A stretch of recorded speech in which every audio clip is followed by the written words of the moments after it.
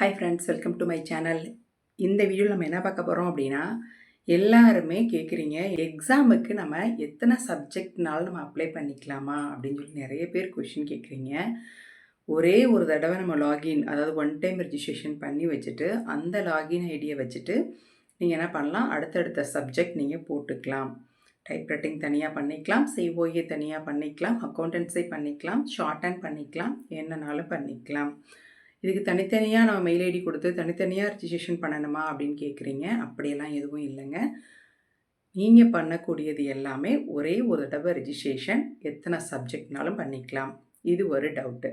இன்னொரு டவுட் என்ன கேட்டிருந்தீங்க அப்படின்னா, சீனியர் பண்ணுறீங்க இல்லையா, தமிழ் சீனியர் பண்ணுறவங்க இதுவரையும் இங்கிலீஷ் சீனியர் முடிச்சுட்டு தமிழ் ஜூனியர் முடிச்சுட்டு தமிழ் சீனியர் பழைய ஃபார்மேட்டில் போகிறாங்க. அந்த யாழனாக்க அப்படின்னு மருதம் ஃபாண்ட் யூஸ் பண்ணி போகிறாங்க. ஸோ அந்த ஸ்டூடெண்ட் என்ன பண்ணுறீங்க அப்படின்னா, நாங்கள் தனியாக டைப் ரைட்டிங் பண்ணணுமா அப்படின்ற மாதிரி கேட்டிருந்தாங்க. அப்படிலாம் தேவையில்லைங்க. நீங்கள் 3 சர்டிஃபிகேட்டுமே முடிச்சிட்டிங்க. லாஸ்ட்டாக பண்ணக்கூடியது தமிழ் சீனியர் மட்டும்தான். அதனால் உங்களுக்கு நான் கொடுக்கக்கூடிய ஒரு ஐடியா என்ன அப்படின்னா, இங்கிலீஷ் வந்து நீங்கள் ஜூனியர் போட்டுருங்க. ரெண்டுமே நம்ம சீனியர் போட்டு கொண்டு வர முடியல, ஏதாவது ஒரு பேப்பரில் அதிக மிஸ்டேக் இருந்து நமக்கு ஒரு நெகட்டிவ் ரிசல்ட் வந்துச்சு அப்படின்னா கஷ்டமாக போயிடும். அன்றைக்கி நான் சொன்ன மாதிரி தான், சிஓஏல 4 பேப்பர், அந்த 4 பேப்பருமே பாஸ் ஆனால் மட்டும்தான் சிஓஏ சர்டிஃபிகேட் நமக்கு கிடைக்கும்.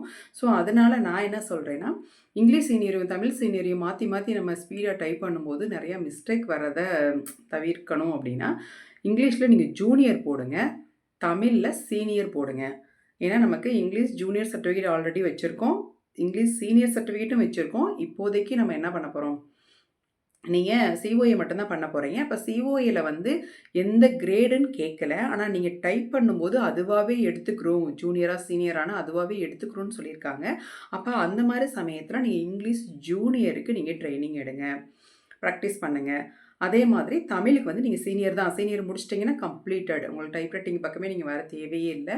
அதனால தமிழ் டைப்பிங் ஸ்பீடு நீங்கள் சீனியர் வரையும் நீங்கள் மிஸ்டேக்கே இல்லாமல் அடித்து ப்ராக்டிஸ் பண்ணுங்கள். இது வந்து தமிழ் சீனியர் ஃபைனலாக பண்ணுறவங்களுக்கு நான் சொல்லக்கூடிய விஷயம். தமிழ் சீனியர் போட்டு சிஓஏ போட்டிருக்காங்க, அவங்களுக்கு சொல்லக்கூடிய ஒரு விஷயம். அதுக்கப்புறம் இங்கிலீஷ் ஜூனியர் இப்போ தான் ஜாயின் பண்ணியிருக்கீங்க, அதாவது எஸ்எஸ்எல்சி பாஸ் போதும். நீங்கள் சிஓஏ பாஸ் ஆனால் சிஓஏலேயே தமிழ் டைப்பிங் இங்கிலீஷ் டைப்பிங் எல்லாமே சேர்ந்து கம்பைன் சர்டிஃபிகேட்டாக வந்துடும் அப்படின்ற மாதிரி சொல்லியிருக்காங்க. ஸோ அந்த மெத்தடில் போகிறவங்க என்ன பண்ணுங்க அப்படின்னா, எனக்கு ஓகே, நான் அந்த சிஓஏல எனக்கு இந்த ஸ்பீடு இருந்தால் போதும், தமிழ் டைப்பிங் இங்கிலீஷ் டைப்பிங் அதுவாகவே வருது, இதுவே கவர்மெண்ட்டில் போதுன்னு சொல்லிட்டாங்க அப்படின்னு முடிச்சுக்கிறவங்க நிறைய பேர் இருக்கீங்க. அந்த மாதிரி இருந்தீங்கன்னா பரவாயில்ல. இதுவே ஒரு ஃபார்மேட் மாறி கவர்மெண்ட்லேருந்து திருப்பி ஒரு ரூல்ஸ் மாற்றி போட்டு சீனியர் தான் வேணும்னு சொல்கிறாங்கன்னு வச்சுக்குவோம். இப்போ வந்து ஓகே, சிஓஏ வந்து தமிழ் டைப்பிங் இங்கிலீஷ் டைப்பிங் நல்லா 10 நிமிஷத்தில் எனக்கு அடித்து கொடுத்துட்டீங்க அப்படின்னா, நீங்கள் அடிக்கிறத வச்சு நாங்கள் ஜூனியராக சீனியரான்னு சாஃப்ட்வேர் எடுத்துக்கிறோம். அதுக்கப்புறம் நீங்கள் பாஸ் ஆனீங்கன்னா அதுக்குரிய கிரேடுக்குரிய சர்டிஃபிகேட் வந்துடும் அப்படின்ற மாதிரி சொல்லியிருக்காங்க. காலப்போக்கில் சீனியர் தான் கண்டிப்பாக வேணும் அப்படின்னு சொல்கிறாங்கன்னு வச்சுக்கோங்களேன். அதுக்கு நீங்கள் என்ன பண்ணணும், சிஓஏ இப்போ பண்ணுறீங்க இல்லையா, சிஓஏ பண்ணுறவங்க வெறும் ஸ்பீடு மட்டும்தான் டைப் பண்ணுவீங்க. தமிழாக இருக்கட்டும் இங்கிலீஷாக இருக்கட்டும், ரெண்டுமே 2 பேப்பர், தனித்தனி பேப்பர். இந்த பேப்பரில் நீங்கள் என்ன டைப் பண்ணுவீங்கன்னா, செகண்ட் பேப்பர்லாம் டைப் பண்ண மாட்டீங்க, ஃபஸ்ட் பேப்பர் மட்டும்தான். ஃபஸ்ட் பேப்பர் அப்படிங்கிறது 10 நிமிஷத்தில் அடிக்கக்கூடிய ஸ்பீடு மட்டும்தான் டைப் பண்ணி காட்ட போகிறீங்க. ஸோ இந்த மாதிரி அடிச்சுட்டு அது ஒரு பேப்பர், சிஓஏ பொறுத்தவரை ஒரு பேப்பர், அவ்வளோதான். ஆனால் ஜூனியரும் நீங்கள் பக்கத்தில் அதுக்கு அடுத்தாப்பில் நீங்கள் போட்டு வச்சுக்கிட்டீங்க அப்படின்னா, ஜூனியர் சர்டிஃபிகேட் இருந்தால் தான் அடுத்து நெக்ஸ்ட்டு நீங்கள் பண்ணக்கூடிய காலங்களில் சீனியர் பண்ண முடியும் அப்படின்ற ஒரு ரூல் இப்போ இருக்குது. காலப்போக்கில் மாறினாலும் மாறினது தான். இப்போ என்ன சொல்கிறாங்க, இந்த மாதிரி சுச்சுவேஷனில் அடுத்து நீங்கள் நெக்ஸ்ட்டு பண்ணணுன்னா கூட, இப்போ நாங்கள் அப்ளை பண்ணுறவங்களுக்கு பார்க்குறோம்ல, நீங்கள் சீனியர் போகணும் அப்படின்னா முன்னாடி முடித்த ஜூனியர் கிரேடுக்குரிய சர்டிஃபிகேட் டீட்டெயில்ஸ் கொடுத்தா மட்டும்தான் நீங்கள் சீனியருக்கு எலிஜிபிள் அப்படின்றத ஆன்லைன்லேயே காட்டிடுது. இதுவே கண்டினியூ ஆச்சு அப்படின்னு வச்சுக்கோங்களேன், ஒரு பேஜுக்கு நான் சொல்கிறேன், காலப்போக்கில் எல்லா ரூல்ஸுமே மாறினாலும் மாறலாம். இந்த ப்ரொசீஜர் மாறலை அப்படின்ற பட்சத்தில், இதுதான் கண்டிஷன் அப்படின்னு இருக்கிற பட்சத்தில், நீங்கள் சீனியர் பண்ணணும் அப்படின்னு நினைக்கிறீங்க அப்படின்ற பட்சத்தில், இப்போவே நீங்கள் ஜூனியர் பண்ணியிருந்தால் மட்டும்தான் நீங்கள் அடுத்த செஷன் சீனியர் பண்ணி முடிக்க முடியும். இல்லை நான் சீனியரே பண்ணலை, எனக்கு சிஓஏ மட்டும் போதும், ஸ்பீடு மட்டும் போதும், இதில் நான் கான்சன்ட்ரேட் பண்ணி பாஸ் ஆகி சர்டிஃபிகேட் வாங்கினா போதும்னு சொல்கிறவங்களுக்கு இந்த ரூல்ஸ் தேவையில்லைங்க. இல்ல நான் எப்பனாலுமே எனக்கு சீனியர் சர்டிஃபிகேட் தேவைப்படும். எதுக்குனாலும் எனக்கு சீனியர் தான் கேட்பாங்க. அதனால நானு சீனியர் வந்து எப்பனாலும் நான் கண்டிப்பா பண்ணியே ஆவேன் அப்படின்னு நினைக்கிறவங்க எல்லாருமே, எஸ்எஸ்எல்சி முடிச்சதுமே நீங்க எஸ்எஸ்எல்சி சர்டிஃபிகேட் குடுத்து, டைப் ரைட்டிங்கே முடிக்காம, இப்ப நீங்க சிஓஏ போட்டவங்க எல்லா பேருக்குமே நான் சொல்றேன். எக்ஸாம் ஃபீஸ் தனியா தான் வரும் டைப் ரைட்டிங்க்கு. ஸோ, அந்த எக்ஸாம் ஃபீஸ் கொஞ்சமா தான் கேட்பாங்க. ஸோ, அந்த ஃபீஸ குடுத்து இங்கிலீஷ் ஜூனியரையோ, தமிழ் ஜூனியரையோ நீங்க என்ன பண்ணுங்க, எக்ஸாமுக்கு போட்டுருங்க. அது தனியா நம்ம கம்ப்யூட்டர்லயும் பண்ணிக்கலாம், மிஷின்லயும் பண்ணிக்கலாம்.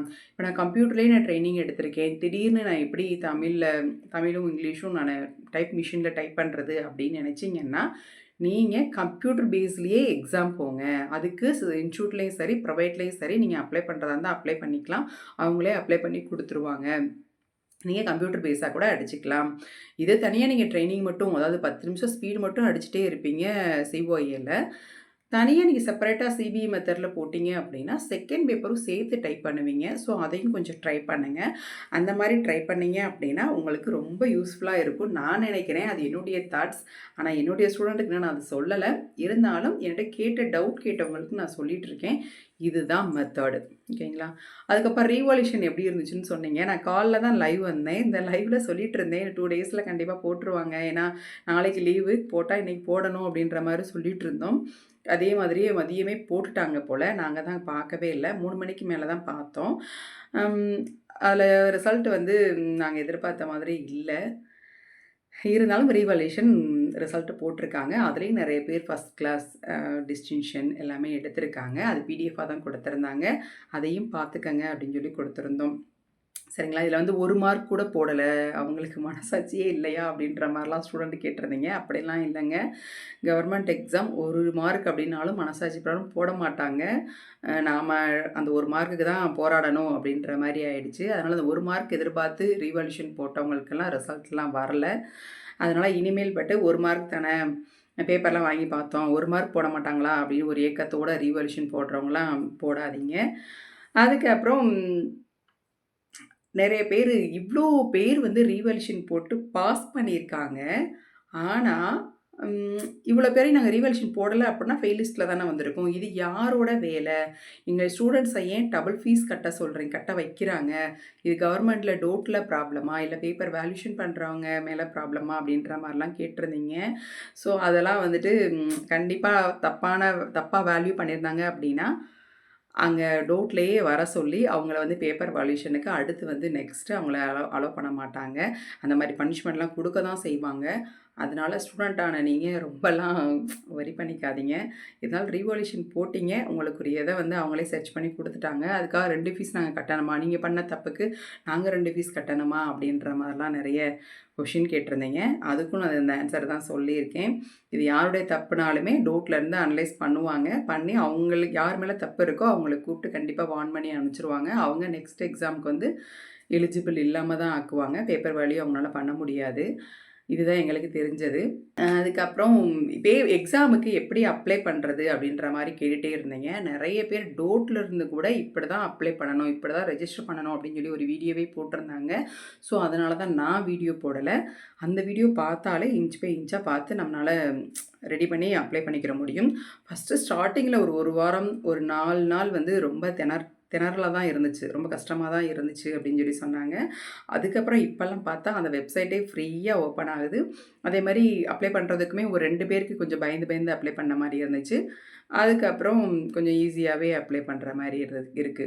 நம்ம இதில வந்து நெறைய பேர் சிஓஏ மட்டும் தான் போட்டிருக்காங்க.